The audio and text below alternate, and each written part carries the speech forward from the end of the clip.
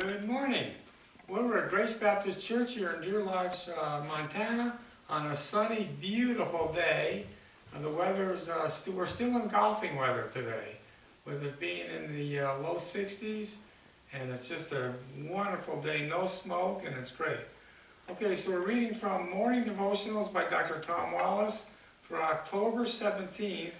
The title is "I've Got to Get My Name in That Book." Recently, a mother called our church office and said that her small boy had come home from church and asked if he could get his name in that book. "What kind of book do you have at the church?" she asked. She told us that the boy said to her mommy or mama, "If you don't get your name in the book, you can't go to heaven. You have to go down to that other place." One of our teachers had gotten her message across. One of our teachers had gotten her message across. The mother asked if someone might come by the house and talk with the boy. One of our staff went by the house, and sure enough, the boy got his name in that book. There are thousands of good, well-meaning people who do not have their names in that book. Jesus said, "Rejoice that your names are written in heaven." Luke 10:20. Our Bible also says, "Whosoever was not found written in the book of life was cast into the lake of fire." That's in Revelation 20:15.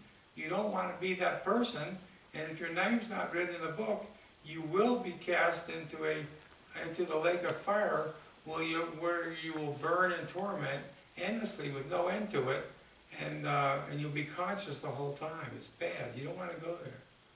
It is necessary that each person sign up and make a reservation for heaven.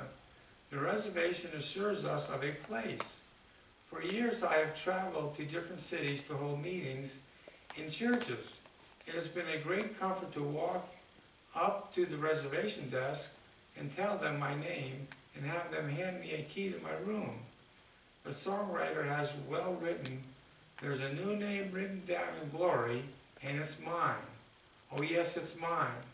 And the white-robed angels sing the story, "A sinner has come home."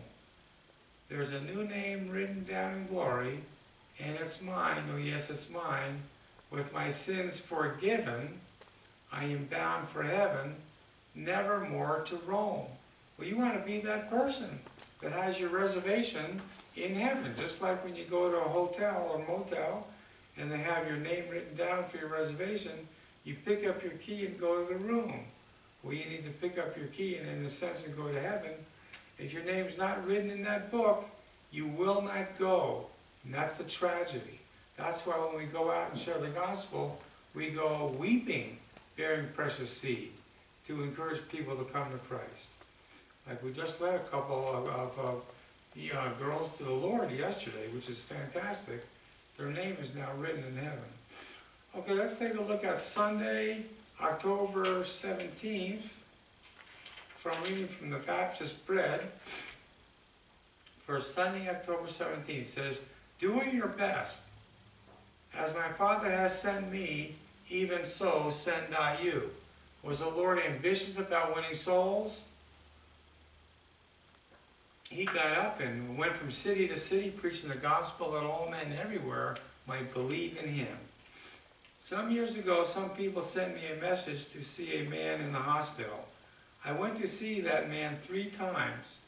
The first time I went to see him, I could get nowhere, but I knew that man was lost and sick.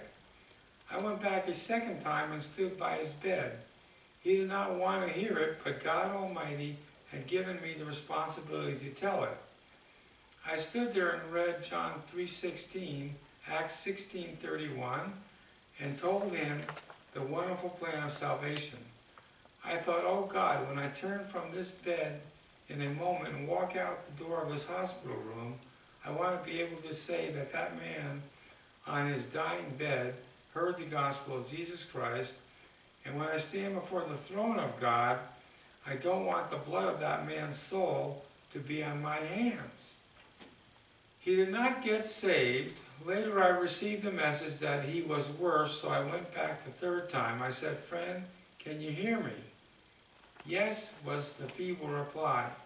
Can you understand what I'm saying? I said.